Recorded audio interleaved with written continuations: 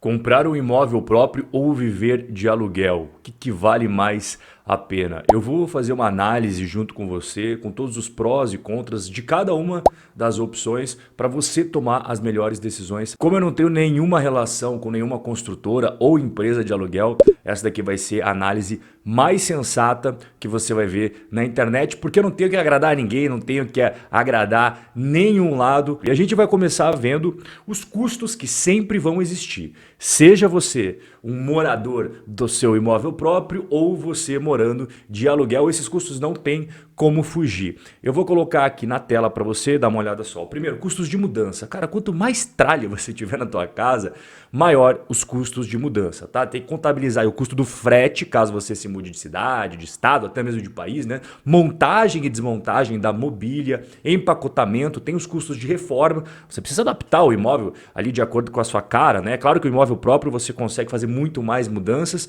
Um imóvel alugado você consegue até adaptar ali, mas não tudo. A gente vai ver mais sobre isso até, né? E você tem que cuidar dele, cara. Claro que o imóvel próprio você vai ter que cuidar dele, o imóvel alugado você também não pode destruir o imóvel e entregar depois pro dono todo detonado, você tem que cuidar disso, né? Isso daí tem um custo também.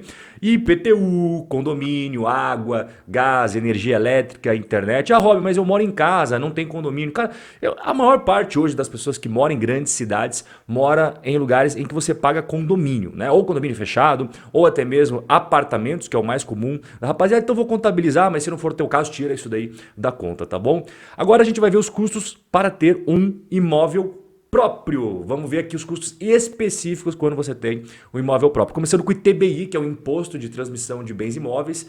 Ele oscila aí de 2 a 4% do preço do imóvel. Isso é um imposto e você tem que pagar. Tá? Junto tem o cartório de registro de imóveis. Você tem que colocar isso dentro do cartório, fica ali entre torno de 2 a 3% do valor provável para fins fiscais dessa unidade. Você também tem que ter uma escritura pública. O que é isso? É um documento que comprova o acordo entre o vendedor e o comprador. No financiamento, e a maior parte das pessoas compra financiado, o próprio contrato com o banco já vale como uma escritura. E é claro, né, o corretor de imóveis vai querer a fatia dele. As comissões variam muito, cara, muito mesmo, de cidade, de estado, mas eu percebi que varia sempre entre 5 a 10% do valor. Quando você vai morar de aluguel, tem também custos específicos quando você mora de aluguel. Começando, óbvio, com o próprio aluguel, né? Geralmente varia de 0,4 a 0,8. Óbvio que aqui fica a critério do proprietário do imóvel, da região onde está localizado. A tua relação com ele, às vezes, até pode fazer um valor mais abaixo, tal, mas geralmente varia nessa faixa. Garantias. Quando você vai morar de aluguel, você tem que dar garantia. Ou um depósito calção, que é um valor que você deixa lá com a empresa que administra, né? Ou um seguro fiança, Porto Seguro, tem um monte de empresa que faz esse tal seguro fiança, ou vai precisar de um fiador, uma pessoa que vai assinar junto com você, caso você não pague, ela vai bancar. E os reajustes, que são a atualização do valor do aluguel, todo ano é corrigido o valor do aluguel pela inflação. Alguns contratos é IGPM, em outros casos é IPCA, às vezes você tem uma boa relação com o proprietário, ele faz uma negociata contigo ali para não cobrar às vezes a inflação cheia, às vezes você não tem uma boa relação, cobra cheio, mas isso é tudo que você tem que botar na conta antes de morar de aluguel. Quando a gente fala em compra de imóveis, a maior parte dos brasileiros, a maioria absoluta, não tem dinheiro para comprar à vista. Seria muito legal se todo mundo tivesse dinheiro para comprar à vista, mas a maior parte não tem. E os financiamentos imobiliários bateram um recorde em 2021. Só com os valores captados com a poupança, sabe que os valores que você bota na poupança são utilizados para fazer empréstimos imobiliários. Foi dos mais de 200 bilhões ao longo de 2021. E eu vou colocar aqui na tela para você atualizado quanto que as principais instituições financeiras estão cobrando de taxa para você financiar um imóvel. Aqui na tela você tem a Caixa, o Banco do Brasil, o Itaú, o Bradesco e o Santander. Hoje, a taxa mais baixa do mercado é da Caixa Econômica. Historicamente, a Caixa sempre cobra taxas mais baixas do que outras instituições, aí igual você está vendo na tela. Hoje é mais cara, é o Banco Santander quase batendo 10% ao ano e a Caixa, como eu falei, 8,50%. Então vamos fazer aqui um financiamento na Caixa. Vamos utilizar, inclusive, o método que a Caixa utiliza, que é o SAC, que é o Sistema de Amortização Constante. Então, nesse método, as primeiras parcelas sempre vão ser maiores e as últimas parcelas vão ser menores. No nosso caso, eu peguei um imóvel de R$ 750 mil, Tem algumas cidades grandes, dependendo do imóvel aí, você não consegue, né? Tem que ser mais de 1 milhão. Região boa de São Paulo ali, cara, pô, é muito difícil você conseguir um imóvel abaixo de 1 milhão. Algumas regiões do Rio de Janeiro também. Mas vamos pegar 750 aqui que dá pra gente tirar uma ideia de quanto que a gente vai pagar ao todo ao longo do financiamento. Quando você vai financiar o seu imóvel, você tem que dar uma entrada, né? Então, geralmente aí é 20% do valor de entrada e depois você financia o resto com o banco. A taxa de juros eu coloquei a taxa da Caixa, que hoje é a mais barata, e o período de 30 anos, que é o período mais comum utilizado pelos brasileiros. Ah, Rob, mas eu posso antecipar a parcela? Cara, nem todo mundo consegue antecipar as parcelas, então eu vou pegar o cenário mais tradicional, mais básico, mais comum, que é encontrado aí fora, tá? Então, neste caso, o cara que vai financiar um imóvel de 750 mil reais, ele vai pagar ao longo do tempo, até o final, R$ 1.338.766. Via de regra, veja só, existem casos e casos, cada caso é uma análise específica, mas via de regra o financiamento costuma assim ser mais caro do que você viver de aluguel. E os motivos principais são dois: os juros cobrados, você viu ali que tem bastante juro embutido, né? Pra você ter uma ideia, vamos voltar aqui rapidamente, só de juros ao longo do tempo, você paga R$ 738.766,26 só de juros. E também o valor de entrada, que é um valor elevado.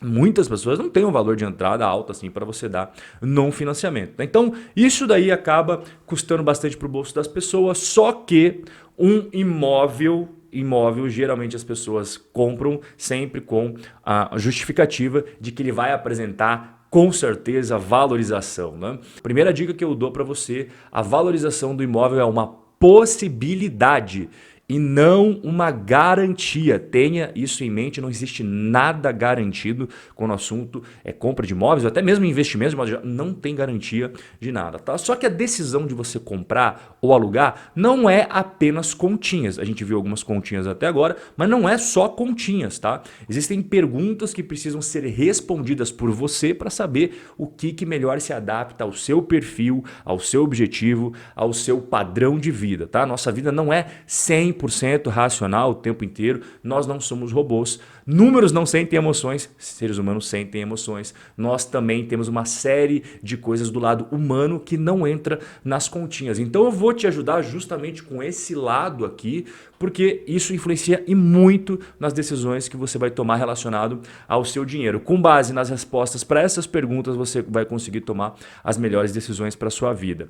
Não subestimar os gastos do dia a dia é algo que vale tanto caso você queira financiar um imóvel quanto viver de aluguel. Porque quando você bota na conta só os gastos com moradia, você não pode relevar, não pode esquecer que você precisa comer, você precisa também comprar produtos de limpeza, produtos de higiene pessoal. A conta do supermercado não pode ficar de fora na hora de você traçar um planejamento. Custos de transporte, né? Se você trabalha de casa, custo reduzido para você trabalhar. Mas se você tem um carro, cara, você tem que pagar IPVA, você tem que pagar a gasolina, o seguro. Então, não esqueça desses gastos também, são muito importantes. Os custos com saúde, o seu plano de saúde, gasto com farmácia, consulta médica, enfim, né? Tem gente que não tem plano, tem gente que tem. Os gastos com lazer, cara, você não vai viver a vida inteira, né, durante todo esse tempo de financiamento ou vivendo de aluguel ali, sem se divertir, para ir tomar um chopp, ir viajar, curtir com os amigos, fazer um churrasquinho. Poxa, você também tem que aproveitar as coisas da vida. Então não subestime os gastos, independentemente da decisão que você tome entre comprar um imóvel ou viver de aluguel. Outro ponto, flexibilidade versus criar raízes. E aqui, até para ajudar na explicação, eu criei uma tabelinha que vai te ajudar a interpretar melhor aí a fase da vida que você se encontra e caminhar para a melhor decisão. Então, quando você vive de aluguel, você tem a flexibilidade para mudar de lugar quando você bem entender.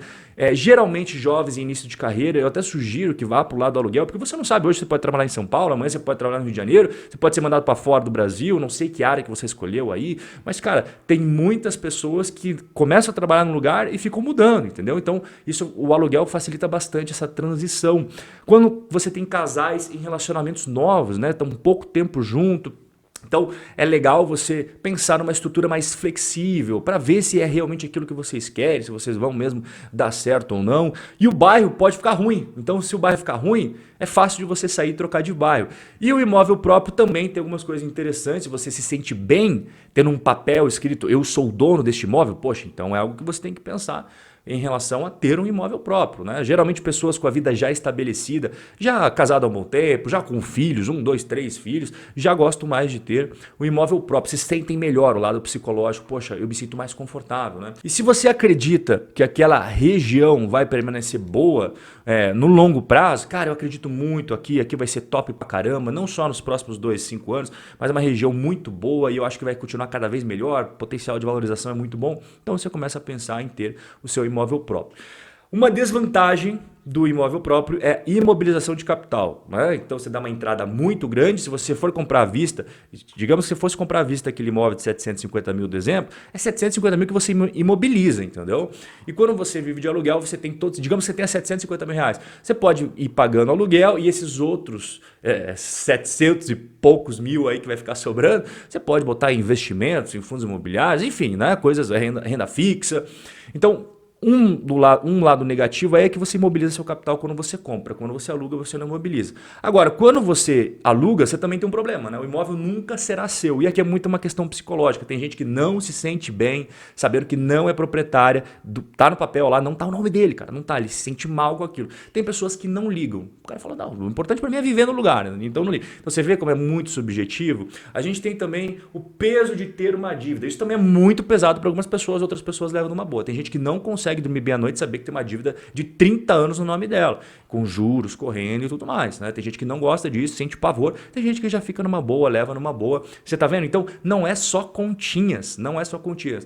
E muitas pessoas subestimam o fato de que financiamento imobiliário acontece muita inadimplência. Essa notícia é super atualizada aí, final de 2021. Cara, o Banco do Brasil somente tinha 4 mil imóveis que foram retomados pelo banco. Só o Banco do Brasil. Você imagina, Caixa, Itaú, Bradesco, Santander, somar todas as instituições financeiras. Então muita gente entra no financiamento, começa a pagar, não dá conta e tem um imóvel retomado. Então gastou uma grana e mesmo assim teve um imóvel retomado, né? Então é uma decisão muito difícil, muitas pessoas infelizmente passam por essa situação, é uma situação que deixa a pessoa sem chão, né? Ela botou uma grana e não tem o imóvel também, né?